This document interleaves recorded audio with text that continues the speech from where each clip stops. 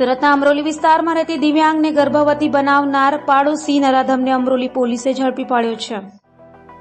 Amroli police પાસેથી મળતી માહિતી મુજબ અમરોલીના છાપરાભાટા આશ્રમ વિસ્તારમાં રહેતી પિતા વગરની દિવ્યાંગ યુવતી પર પાડોશીમાં રહેતા એક સંતાનના પિતા એવા નરાધમ પ્રદીપ પટેલે બળાત્કાર કર્યો છે, જેથી દિવ્યાંગ યુવતીને 3 મહિનાનો ગર્ભ રહી ગયો છે. તબીબી તપાસ માટે યુવતીને લઈ જતા રેપનો મામલો સામે આવ્યો છે, જેના આધારે અમરોલી પોલીસે ગુનો નોંધી દિવ્યાંગ યુવતી પર બળાત્કાર ગુજારનાર નરાધમ એક સંતાનના પિતા પ્રદીપ પટેલની ધરપકડ કરી વધુ તપાસ હાથ ધરી છે. આ કામે હકીકત એવી છે કે આ કામે જે ભોગ બનનાર જે છે એ બોલી કે સાંભળી શકતી નથી અને માનસિક રીતે વિકલાંગ છે, જેથી ગઈ 22/4 આ કામના જે ભોગ બનનાર જે છે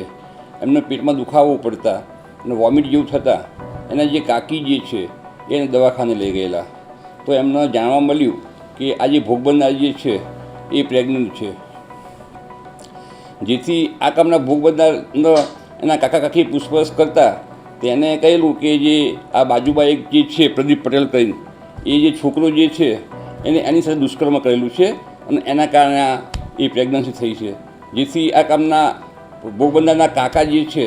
એમને અત્યારે અમરોલી પોસ્ટમાં આવી ફરિયાદ આપતા ફરિયાદ દાખલ કરવામાં આવેલ છે અને આ કામે આરોપીની અટક કરવામાં આવેલ છે.